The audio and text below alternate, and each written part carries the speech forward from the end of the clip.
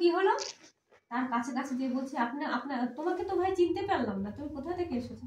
আমি কাশি থেকে এসেছি গো, আমি বৈদ্য, আমার নাম কানাই। আমাদেরও তো কানাই, কিন্তু তোমার নামের সাথে মিললে তো হবে না, তো তুমি আমাদের বাড়ি চলো একটু, আমার ভাইপো আমাদের বোঝের যে প্রাণ, তার অবস্থা এখন খারাপ, চলো তুমি। তখন আমার প্রাণ গোপাল যাবে না, বলছে না না আমি যাবো না, আমার অনেক সত্য আছে, আমার আরো ভালো ভালো জায়গা যাওয়া আছে, আমি তোমাদের বাড়ি যেতে পারবো না।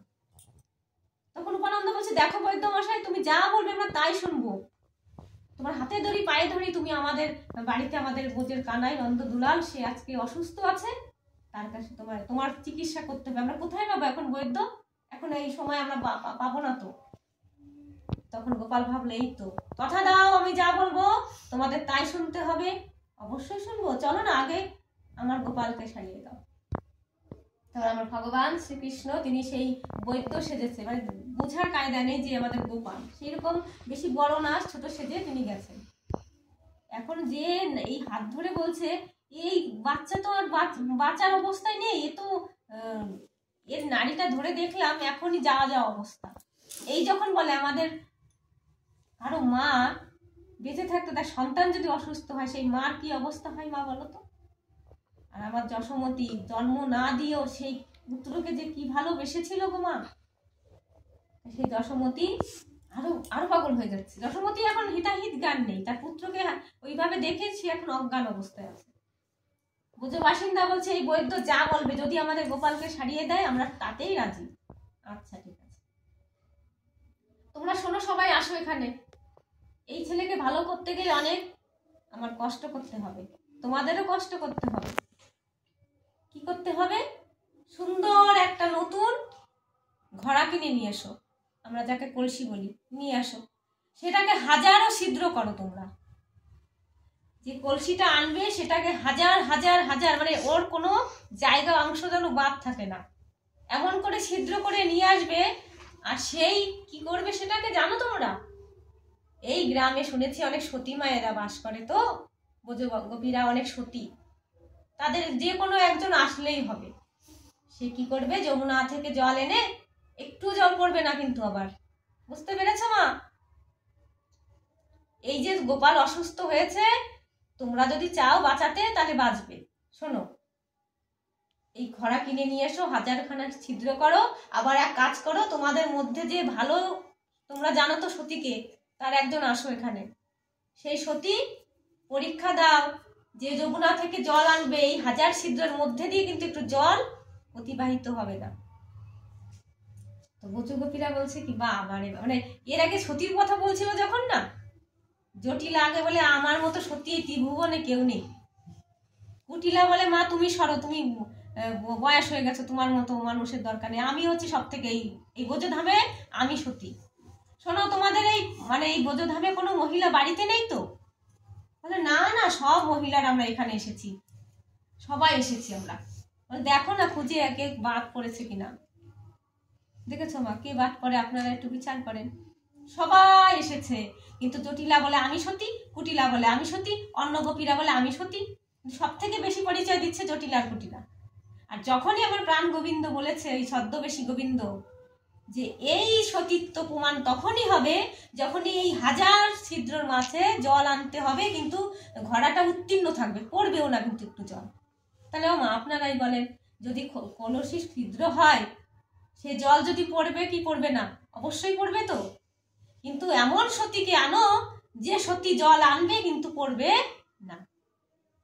তখন বলছে আমরা আমরা মা বলছে শোনো ও মা তুমি আগে যাও, এই করে করে লাস্টে কুটিলা বলে আমি যাবো লাস্ট।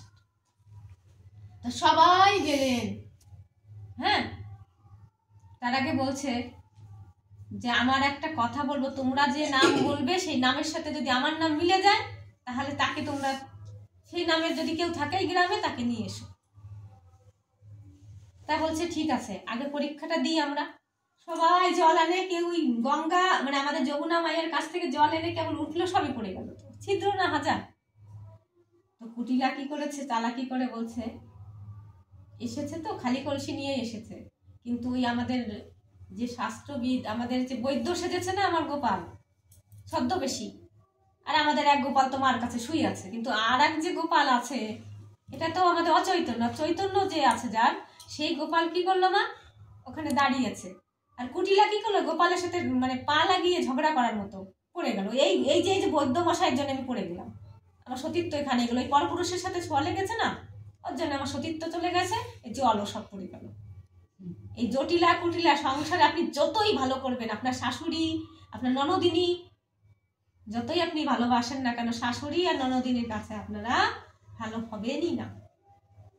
দেখেছেন, ভগবানের চরণের সাথে পা লেগে পড়ে গেছে, এখন বলে এই যে এই বৈদ্য মশাইয়ের জন্য আমি পড়ে গেলাম। আর ছোঁয়া লেগেছে না পরপুরুষের সাথে, আমার তো সত্যিই ছিলাম আমি, বুঝতে পারলেন?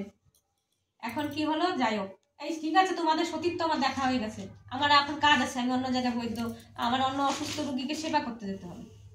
সবাই বলছে না না, তুমি অনেক জ্ঞানী পণ্ডিত, বিচক্ষণ শাস্ত্রবিদ, এবং তুমি কি বৈদ্য অনেক সেরা।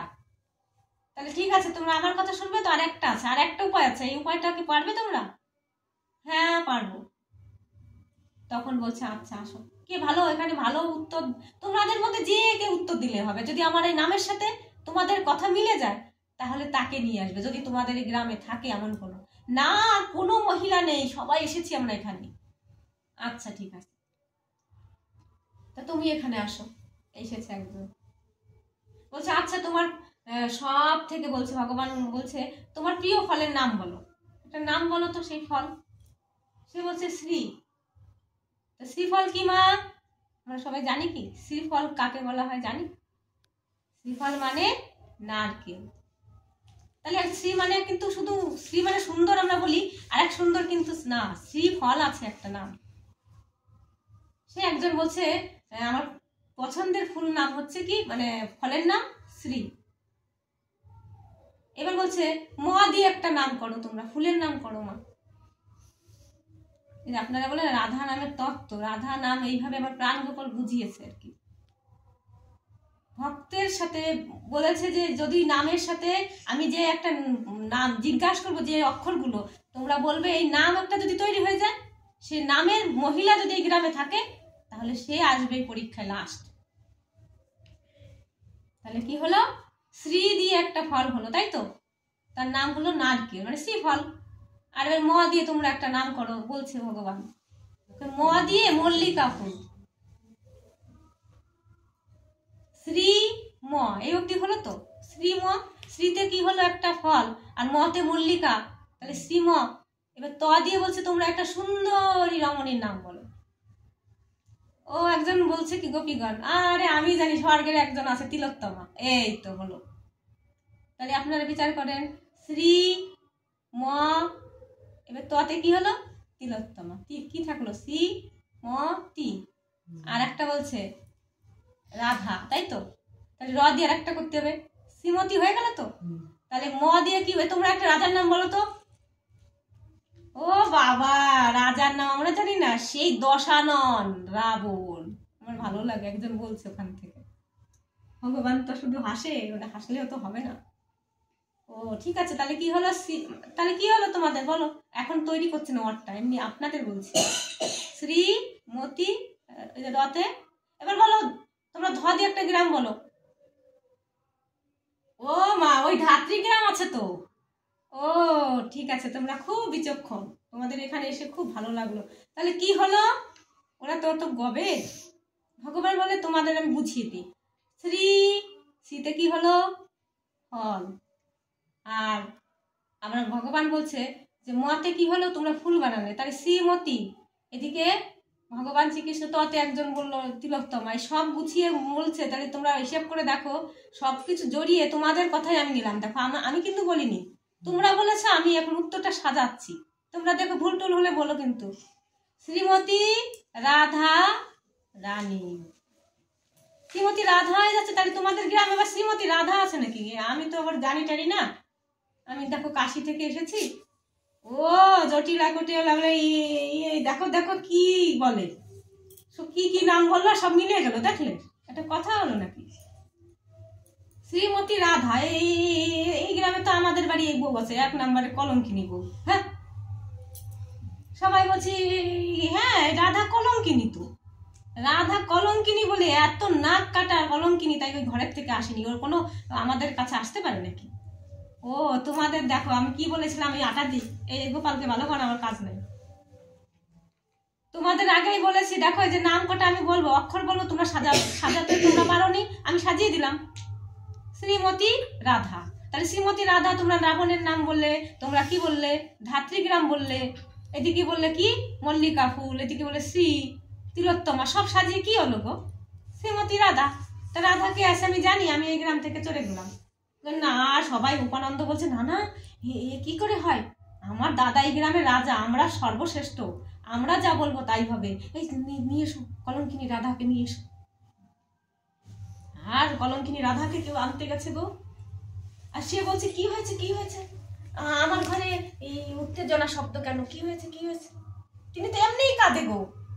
আর যখন শুনেছে আমার গোপাল নাকি খুব শরীর খারাপ, তাহলে আমার রাধা রানীর কি অবস্থা বলো তো মা।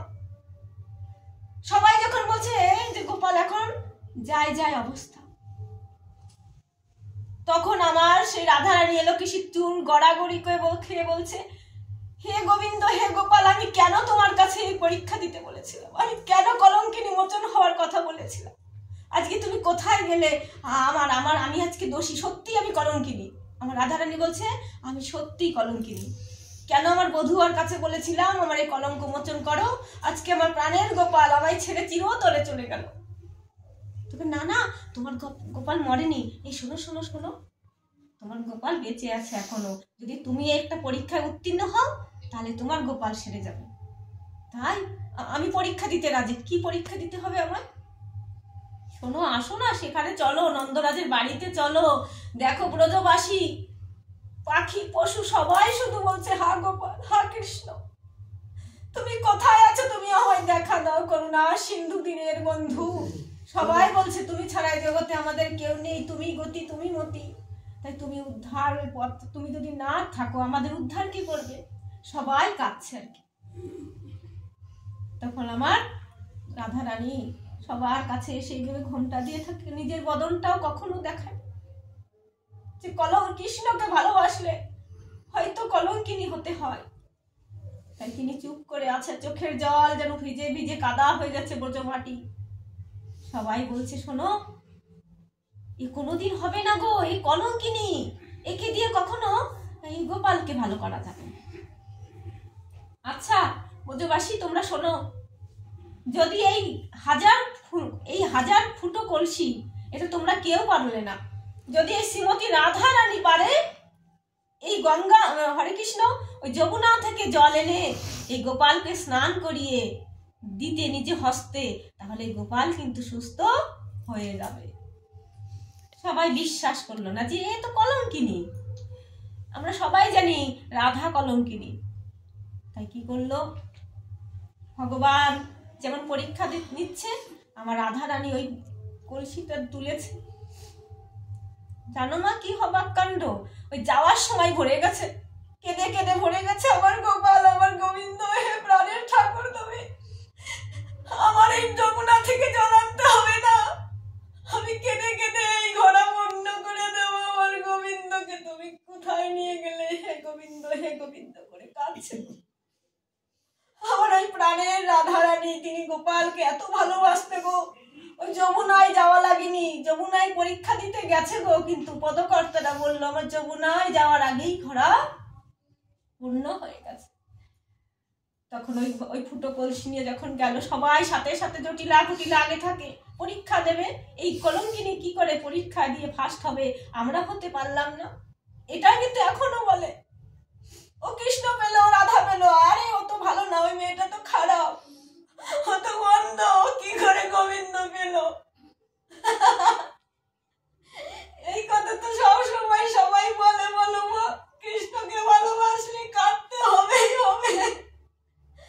কিন্তু আমার রাধা রানী কেঁদেছিল, ওই ফুটো কলসি ভরে ভরে উপরে জল চুইয়ে চুইয়ে পড়ছিল গো। তবুও পরীক্ষা দেওয়ার জন্য যমুনাতে গেল, যমুনা এদিক ওইদিক করে জল ভরে আনলো, একটুখানি জল পড়লো না গো মা। আর আমার সেই প্রাণের গোপালকে স্নান করিয়ে দিল, স্নান করিয়ে সেই বৈদ্য মশাই যেটা যেটা বললো, আর আমার গোপাল উঠে গেল। আর সবাই বলছে রাধা রানী কি জয়।